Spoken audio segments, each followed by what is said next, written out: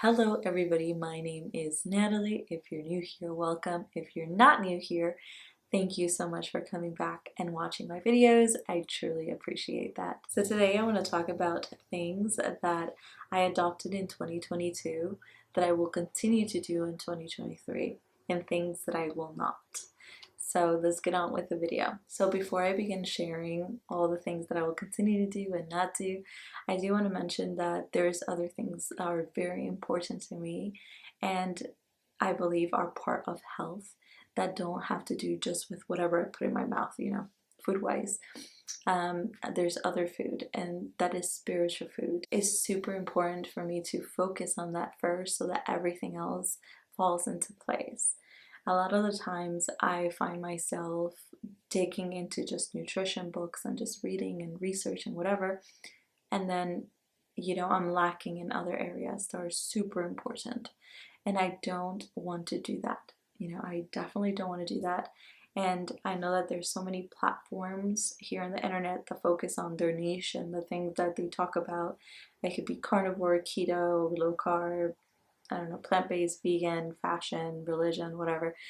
They focus on just one thing. And, since this video is about health, I want to talk about several different things, not just about food. But of course, I will be talking about food because it's important. The number one thing that I will continue to do this year is go to mass every single day. My son and I, and now that my husband is home, we have all been going to mass together, and I have seen so many benefits come out of that, and it's been just such a gift to be able to do that. And within that, I also look forward to doing several other devotions and other things to grow closer to Christ. Now, the second thing that I will continue to do this year is eating carnivore. I will continue to eat fatty meats, fatty animal fats, and other animal products. Now, I don't know if I will continue to do seasonings. I'm not sure yet. There might be some things that I bring in and some things that I take out, but I am going to definitely continue to do carnivore unless something crazy happens and I can't for whatever reason. The third thing that I will continue to do this year is decluttering. So I have this rule that whenever we bring something large into the house, we take something large out of the house as well. And it has been very helpful in order to control the clutter of my house. And, as well as like my closet, even with clothes, I do it with clothes, with toys. I rotate my kids' toys every other week, sometimes weekly, so that he doesn't have toys all over the house. I try to limit that as much as possible. And just decluttering. Decluttering is a great reset. And if you're looking into just having healthy habits this year, that's one of the habits that I truly recommend that you have. And also being super conscious of the things that we're purchasing. Because a lot of the time we just go to the store because we're bored, there's nothing else to do, especially Target. And we just buy things just because we think that it will look nice in the house or for a specific little project that we want to do, and things just add up. And that leads me to the fourth thing that I will continue to do this year, and that is budgeting. I have definitely tried to budget before in previous years, but this year in particular was a year where I really sat down and I counted every single thing that I bought, where the money went, whatever money came in, where did we spend it, and things like that. And I was able to see certain habits that we had which weren't too bad. One of the places where we spend most of our money is food, grocery shopping, which I don't think that is such a horrible thing because it is like our health care. Here we invest in our health and consuming the best foods that we possibly can. Another thing that I started doing in 2022 was letting the sun hit me.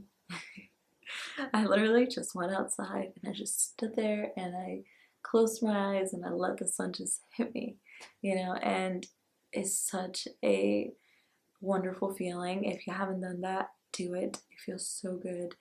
And just walk around, move my body. Now I try to work out. I try to work out at least 3 times a week. Of course, sometimes it's more, sometimes it can be less, depending on the week. But I do try to move my body as much as possible. It is winter here where I am at, and it's super cold, so we're not really going outside for long periods of time as we did during the summer, and we were in the garden and moving and lifting and whatever and sweating. We're not really doing that outside right now, but I got the right gear now, and my child has the right gear, and we go outside and we try to spend at least 15 minutes. The most we have spent during winter right now has been an hour and a half, which is pretty good in my opinion.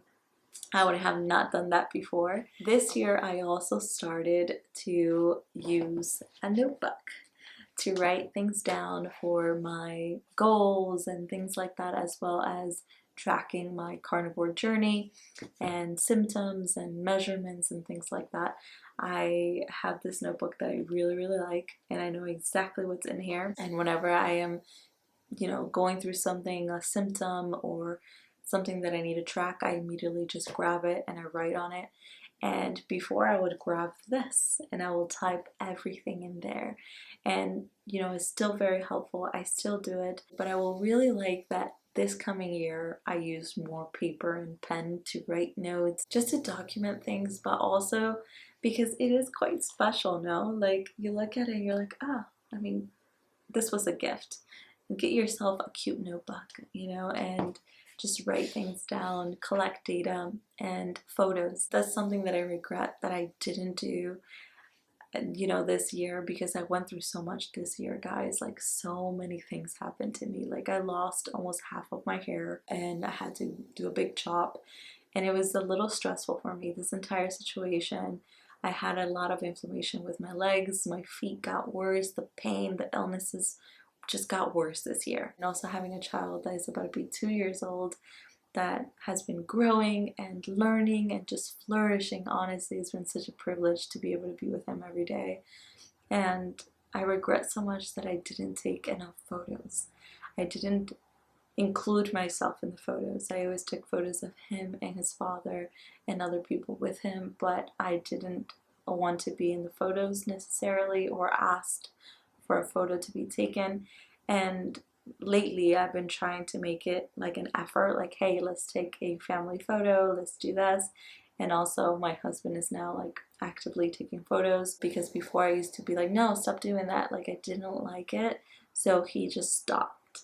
And so I had to be like, hey, I would like now for you to take photos of me with Lucas and also alone. Those are memories that, of course, I'm living in that day, and by snapping a photo, I'll be able to relive the moments, and they're precious moments. And if you haven't been taking photos of you and your kids or family members because you dislike the way you look, you don't want to have a record of this period of your time, I 100% understand. I've been there several times in my life, but this is definitely one of the years that I regret the most not doing it, and I'm getting a little emotional, because those are moments that I cannot, I mean, I can relive them in my memory, but it would be nice to be able to show my kid all the things that we did during this year. So take photos, short clips, be in them, and yeah. So the second to last thing that I will continue to do in 2023 is to be selective of those around me. And I know that this can sound a little harsh, but I had to learn the hard way to pick the right people to be around.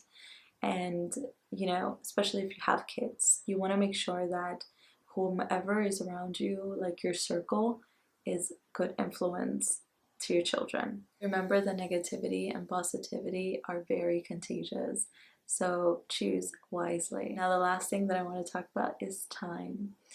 I have learned that I need to plan things more in order to have time for things. I often used to say, I don't have time for this, I don't have time for this, I'm super busy, I'm super busy. And believe it or not, even though I am a stay-at-home mom, I am extremely busy.